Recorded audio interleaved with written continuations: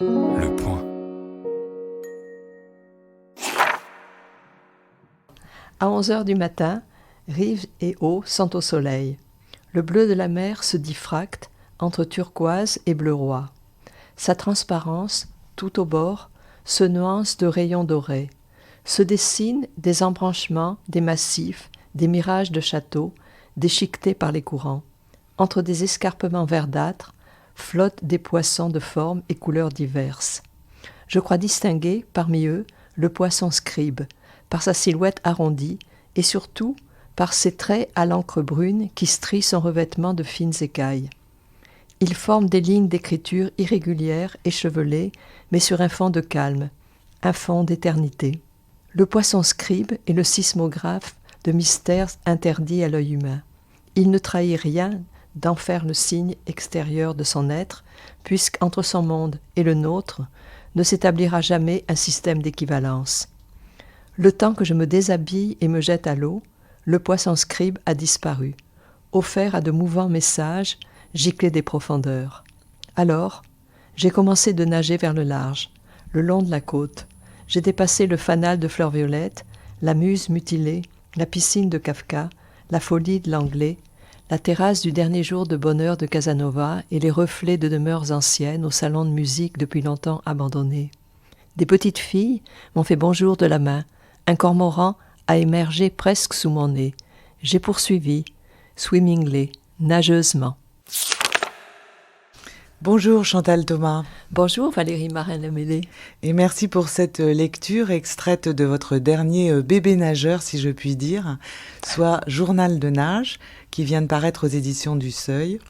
Alors le chemin du jeu, J.E., s'est augmenté de plusieurs livres depuis Souvenirs de la marée basse, où vous décriviez votre mère, amoureuse de la natation, passion dont vous avez hérité, suivi de Sable et de neige avec le portrait d'un père trop tôt disparu, et bien d'autres depuis, qui commencent à former comme un portrait de vous, né donc le 20 janvier 1945 à Lyon. Un portrait au milieu de ceux que vous lisez, que vous étudiez, que vous rencontrez dans votre vie voyageuse.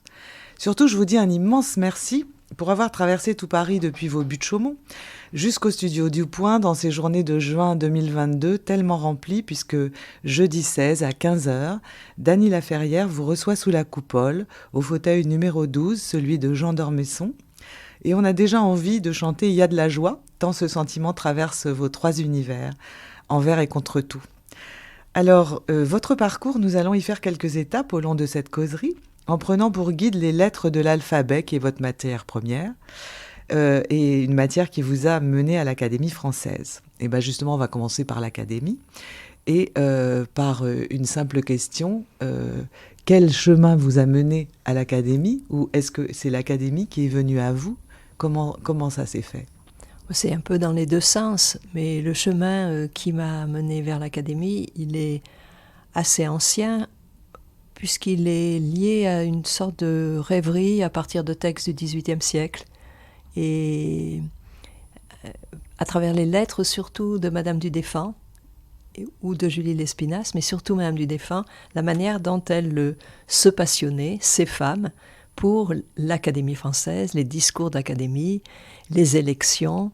Et je me disais que c'était un peu triste quand même qu'elles ne vivent ces histoires que par procuration, que d'une manière indirecte. Et donc, en les lisant, je me disais, mais au fond, elles n'osent même pas se projeter, elles ne peuvent pas, même en pensée, se projeter vers elles, élues à l'Académie française. Et j'ai appris depuis que il y avait eu une proposition que Julie Lespinasse entre à l'Académie française, mais ça avait été immédiatement rejeté. Ah bon ? Oui. Par d'Alembert, qui d'ailleurs avait précisé que on devrait garder sur les 40 sièges de l'Académie, 4 pour les femmes. Ah ben on y est. Oui, c'est très étonnant. Donc c'est en rêvant un peu le XVIIIe siècle, en passant devant le bâtiment, qui est d'une beauté incroyable, que l'Académie française est entrée un peu dans mon univers, mais sans que je rêve ou songe même à y entrer. Et c'est la présence de certaines personnes et les élections successives de quelqu'un comme Jean d'Ormesson ou Dany Laferrière ou Éric Orsena ou Daniel Salnave, des personnes avec qui je travaille, ou en pensée en tous les cas, ou Florence Delay, qui m'ont... je me suis dit, en fait, c'est aussi un espace contemporain de personnes qui font des choses passionnantes, où je vois Barbara Cassin qui était au CNRS.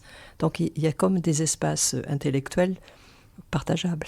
Alors, on aurait pu poursuivre à la lettre A avec Arcachon, qui est votre ville chérie, avec l'amour libre aussi, mais on va passer, comme nous n'avons pas un temps fou, à B comme Barthes, comme Thomas Bernhard, comme Nicolas Bouvier. Alors, est-ce qu'on peut aujourd'hui, à cet instant, vous poser la question, après votre pour Roland Barthes exercice d'admiration envers cet écrivain hypersensible, amoureux de la langue, de la littérature et de la photo, dont vous avez été l'étudiante, est-ce qu'on peut vous demander, bien des années après,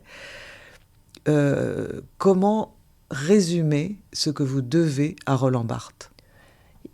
Je lui dois le désir explicite d'écrire. Et je crois que jusqu'à ce que je le rencontre, vers 1978, un peu avant, sans doute je désirais écrire, mais je ne me le formulais pas exactement. Et c'est avec lui, quand j'ai proposé un sujet de thèse sur Sade, et la manière dont il a répondu, c'est-à-dire non en directeur de thèse, mais en écrivain, que j'ai senti que c'était le chemin ou le cheminement qui me passionnait. Et je lui dois cette manière d'être un peu en retrait, d'être le contraire d'un professeur autoritaire et surplombant, et de se placer tout de suite dans un rapport de complicité d'écriture. Et je lui dois aussi sa direction majeure, qui est de ne jamais séparer la recherche intellectuelle de l'émotion. Ce qu'on sent beaucoup dans votre dernier livre encore, dans Journal de nage, Chantal Thomas. Alors, Thomas Bernhard, vous avez écrit justement « Je m'avançais dans le monde ». Vous avez écrit qui l'avait écrit. « Je m'avançais dans le monde, virgule, un livre à la main ». Oui, c'est une phrase magnifique.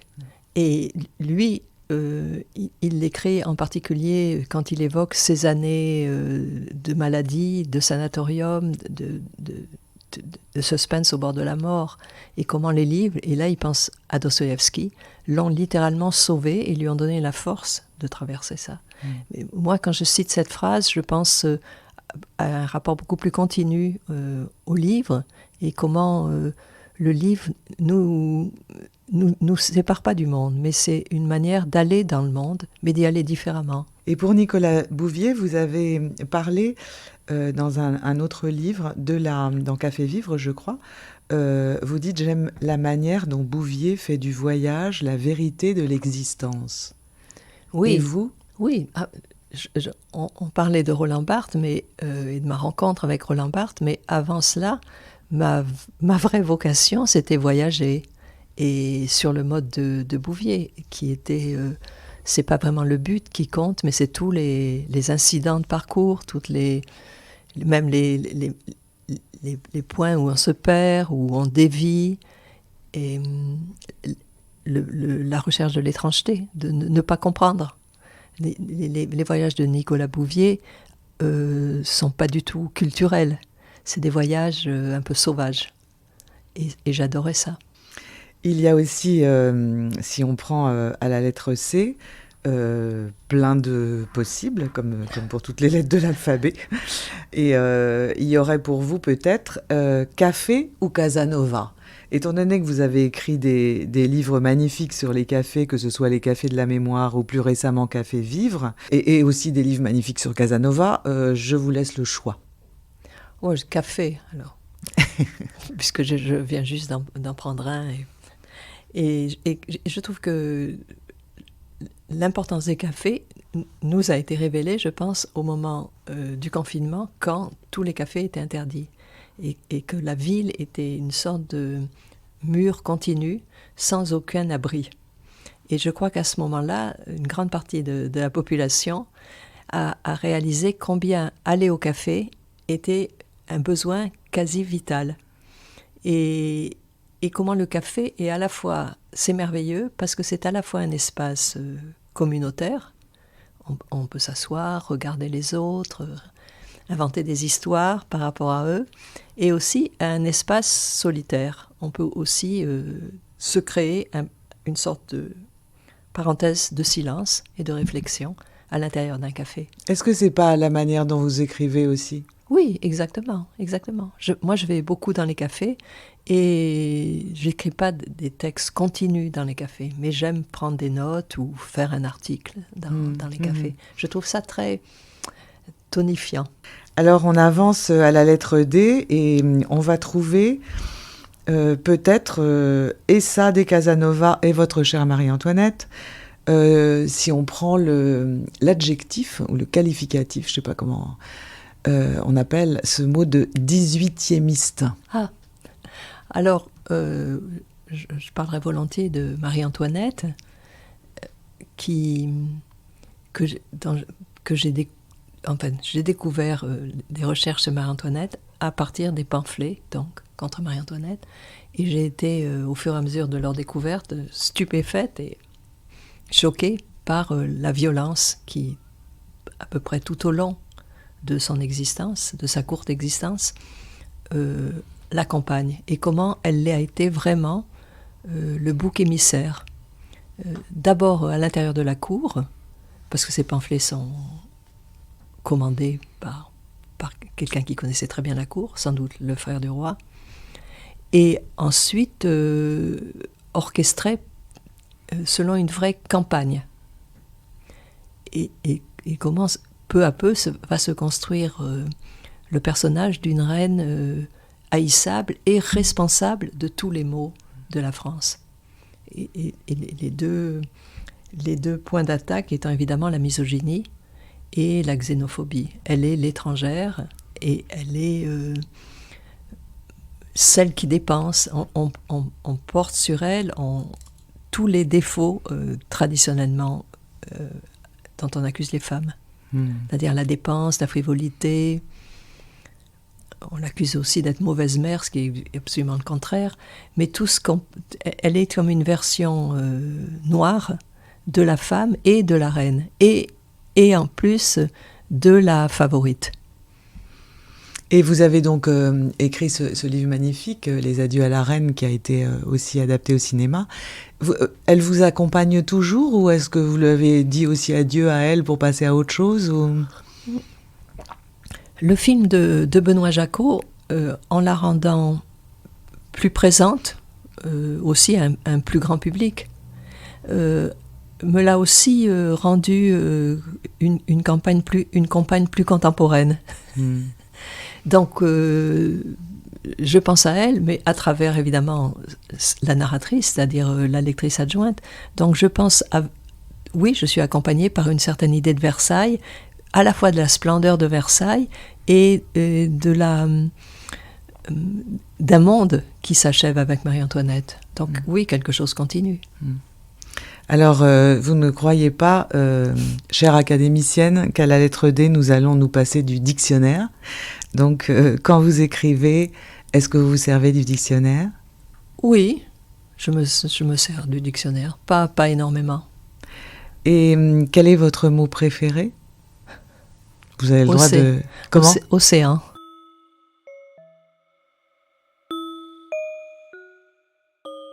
Alors, je crois qu'à la lettre F, vous avez beaucoup parlé déjà des femmes et de celles que vous avez à la fois fait mieux connaître, rendues plus proches, justement, comme Madame de Staël, la marquise de Rambouillet. Les femmes que vous avez aimées aussi, dans une vie ou dans une tranche de vie bisexuelle. Est-ce que vous avez en ligne de mire ou de ce que vous voyez dans la société un combat encore à mener ou quelque chose qui vous tiendrait à cœur pour les femmes ? Oh ben, il y en a plusieurs. Il y a d'abord ce qui est en train de se passer aux États-Unis, où le droit à l'avortement va certainement être suspendu. En tous les cas, il sera décidé pour chaque État. C'est-à-dire que la moitié des États américains vont voter contre. Et donc c'est une réelle horreur. Donc il y a une régression. Depuis 1976, c'était possible. Donc il faut dire que 50 ans de liberté ou de possibilité de disponibilité de son corps vont être... on met une croix là-dessus. Donc oui, ça je trouve que c'est un combat à mener, et pas seulement dans ce pays. Je peux penser aussi à la Pologne. Donc oui, je pense que le droit à l'interruption volontaire de grossesse est un combat actuel. Ce qu'on n'imaginait pas forcément, mais... Non. Enfin, aux États-Unis, c'est comme à reprendre des victoires qui ont été... que Simone Veil, en tous les cas, avait bien établies en France. Et je souligne que quand Simone Veil a été reçue à l'Académie, il y avait dehors une centaine de gens qui manifestaient contre le droit à l'avortement. Quand même, en 1900, oui. Alors, à la lettre J, nous pourrions parler de Jackie, votre mère. Nous pourrions parler du Japon, où vous nous avez emmenés aussi. Je le cite pour qu'on continue à voyager à travers vos livres. Mais allons tout de suite à la lettre L comme liberté. Le premier de vos essais, je crois, c'était Comment supporter sa liberté, paru en 1998. Et ça, je le conseille à absolument tout le monde, dans la mesure où ça reste un manuel de savoir s'émanciper de tout, y compris de soi-même. C'est surtout peut-être de soi-même. Alors, ma question, c'est dans les honneurs que vous recevez peu à peu, prix, jury et maintenant académie, est-ce qu'on n'y perd pas un peu de cette liberté chérie? Et ma question, c'est pas comment la supporter, mais comment la préserver? Je ne me pose pas vraiment, parce que d'abord, ces honneurs et ces fonctions, elles occupent une parcelle de temps qui est quand même très, très, très... qui n'est pas envahissante. Et on peut dire aussi que le travail de chercheur au CNRS ou en enseignement prend du temps. Donc l'essentiel dans toutes ces histoires, dans tous ces événements qui nous arrivent à la fois de l'extérieur mais qu'on a choisi, c'est de garder intérieurement une disponibilité, une distance, le sens des évasions et le jeu des associations d'idées. Alors, à elle, il y a aussi donc la ferrière Dany, qui vous accueille sous la coupole, Chantal Thomas. Et vous disiez que, comme beaucoup de gens qui aiment les cafés, il a le sens de l'éphémère et de la fragilité du rapport au monde, et du même coup de sa force poétique. Alors, cet éphémère, c'est ça qui pourrait vous rapprocher tous les deux. Et en même temps, vous accédez à l'immortalité littéraire. Et ma question, c'est comment est-ce qu'on est à la fois dans complètement dans cet instant et dans ce goût de la vie, de cette jouissance, et comment on arrive à mener un chemin qui s'appelle de l'extérieur une carrière. Je pense que d'abord l'immortalité dont il s'agit, c'est l'immortalité de la langue française. Donc c'est quelque chose à quoi profondément j'adhère, et Dany Laferrière aussi. Cet amour de la langue et cette manière de se laisser porter à la fois par une histoire vécue, par notre histoire, et par notre histoire avec le langage. C'est une histoire avec le monde et avec le langage indissociable. Et pour moi, la fantaisie et la force d'humour aussi des textes de Dany Laferrière sont pas du tout antithétiques d'aucune institution, surtout pas de l'Académie française, qui est, d'après ce que j'ai entendu dire, une compagnie où l'amitié compte beaucoup, où le rapport au rituel, à la tradition structure un certain jeu, en tout cas une certaine profondeur de mémoire. Et je pense que ça, aussi bien la mémoire que le rapport à l'instant, c'est comme deux pôles d'une recherche qui nous rapproche, je crois, Dany Laferrière et moi. On veut les deux. Alors justement, dans le bruit des langues, puisque vous intégrez cette institution qui qui a pour objet justement la langue française. Dans le bruit des langues qui vous a accompagné dans tous vos périples, quel est celui du français? C'est quoi la musique du français? Qu'est-ce qui, pour vous, l'incarne ou quand vous pensez... Une musique, c'est une musique tellement intérieure que je l'entends pas extérieurement. Et d'ailleurs que j'avais beaucoup de mal à donner des cours de français, à vrai dire. Ah bon? Oui, parce que je me sens tellement consubstantielle à ma langue que en faire un objet me troublait, mais n'était pas du tout spontané.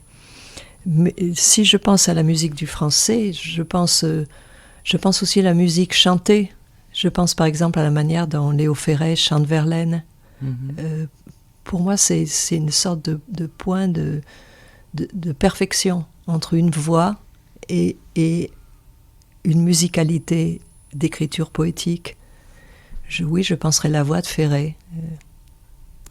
Et en littérature, alors comme le grand L, je renvoie directement justement à votre littérature et jusqu'au dernier livre, Le Journal de Nage, où Kerouac voisine avec Kafka, Casanova et même Déborah Lévy, avec cet art que vous avez de nous faire lire ou relire de manière très, très gourmande.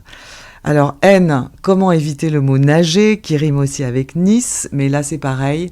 Vous écrivez si bien sur la nage que je laisse les auditeurs et auditrices se régaler de vos livres. En revanche, je veux bien faire une étape à New York, parce que c'est votre seconde ville. Vous nous y aviez emmené dans le livre East Village Blues. Merci. Et vous nous y racontiez aussi votre premier séjour avec Sandra. Donc aux États-Unis, voilà. Qu'est-ce qui se passe entre New York et vous, Chantal Thomas? Bon, il s'est passé vraiment un éclair l'éclair d'un coup de foudre, si je puis dire. Parce que j'y étais allée juste pour un mois, le mois de juillet, juste quasiment le lendemain de ma soutenance de thèse avec Roland Barthes. J'avais mon petit billet en poche et tout quand j'ai soutenu ma thèse. Et je suis partie et je suis revenue après à Paris, bien sûr, plusieurs fois, mais j'ai voulu y vivre. Et presque en arrivant, je suis tombée amoureuse d'une femme qui m'a hébergée, que je ne connaissais absolument pas. Une amie m'avait donné le numéro de téléphone. Donc 3 jours après, j'étais chez elle et voilà. Et je me suis dit, c'est comme ça, New York. Bon, c'était une époque extrêmement ouverte, disons, à tout. Ce qui m'a sidérée aussi, c'est la manière dont sans interdit intérieur, sans aucune frustration à surmonter, les poètes se déclaraient poètes. Lisaient leurs poèmes à Washington Square, dans des cafés. Il y avait une effervescence à la fois musicale, c'est le moment où Patti Smith commence, ou Lou Reed, une effervescence à la fois musicale et aussi d'écriture. Et c'est les deux à la fois qui m'ont quand même fait beaucoup d'effet. Ginsberg était dans le quartier, il était évidemment très présent. Donc après le Paris, qui est quand même assez feutré, même à ce moment-là, le séminaire de Barthes qui avait quelque chose d'un salon, j'ai trouvé extraordinaire l'ouverture de Central Park ou de East Village. Et par rapport à ce que vous dites de l'ouverture en général, et cette liberté, cette absence de censure, vous avez une réflexion à faire sur la façon dont tournent les choses aujourd'hui dans ces domaines? Oui, c'est d'autant. Enfin, je dois dire que ce retour de la censure, des sanctions, c'est quelque chose d'absolument épouvantable.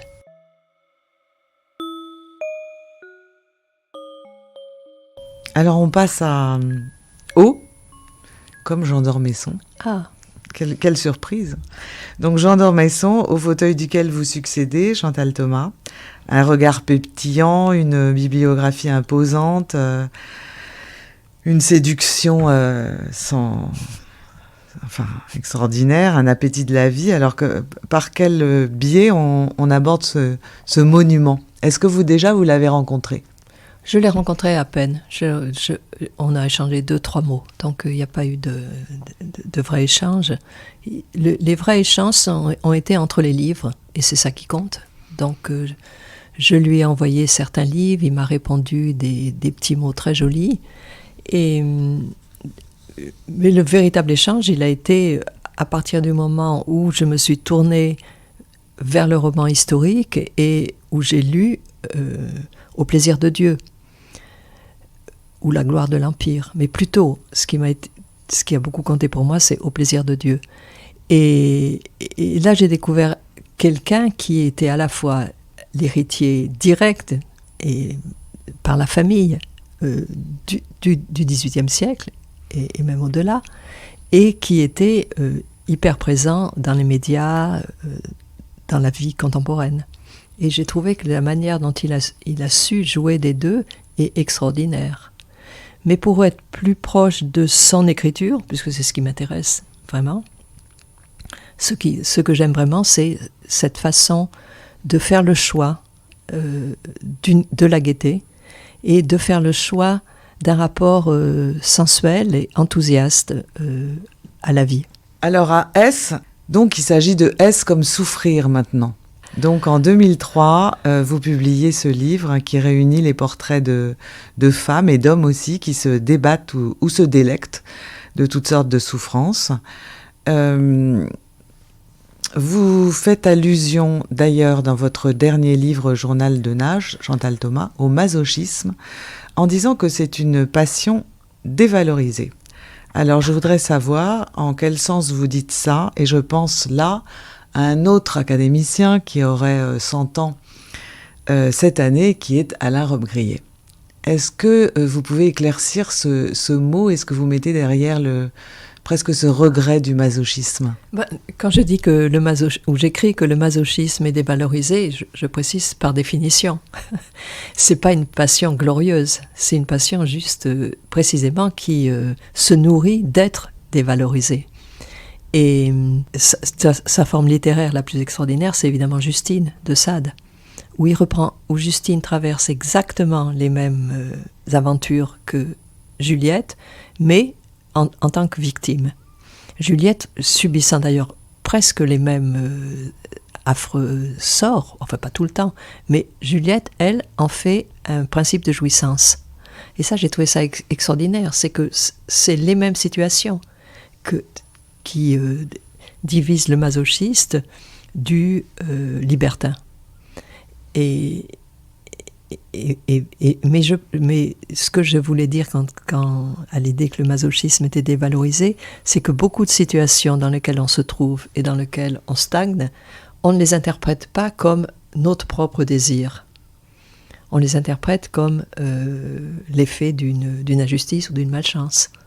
Alors qu'il arrive, malheureusement, et beaucoup d'histoires de femmes battues ou assassinées sont liées à ça, il arrive qu'il y ait un lien masochiste et que de ne pas se le dire renforce ce lien. Donc je pense que réfléchir sur le masochisme, c'est très éclairant et très libératoire.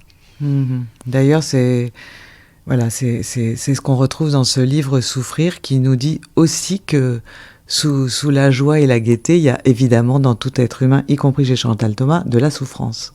Oui. Alors justement, à propos de Chantal Thomas, puisqu'on arrive à T, je voudrais savoir comment vous avez vécu votre homonymie avec la styliste. Il se trouve qu'on a le même âge et qu'on a traversé vraiment les années 68 avec le même enthousiasme. Et je trouve très beau que pendant que moi je découvrais Sade, Casanova, tous les chemins libertins possibles, elle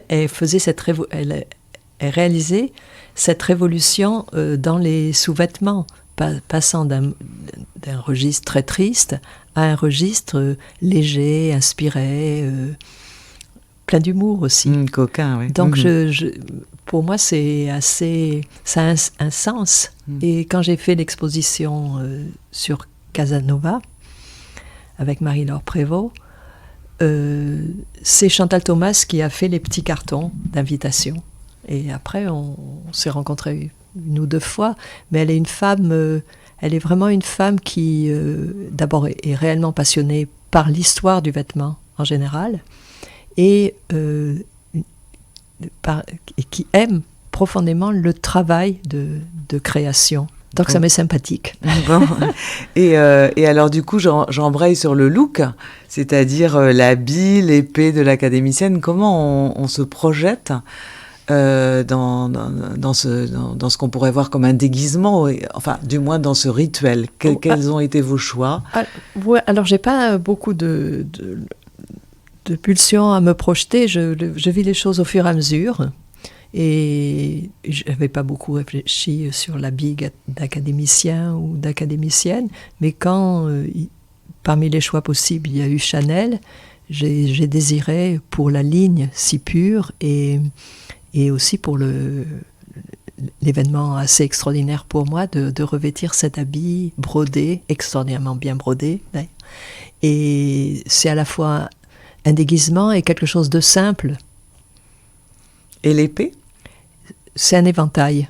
Un éventail. Donc c'est un clin d'œil au Japon et à ce que j'aime du Japon, c'est-à-dire justement l'inverse de ce qu'on pourrait craindre par rapport à l'académie, une certaine pesanteur ou rigidité.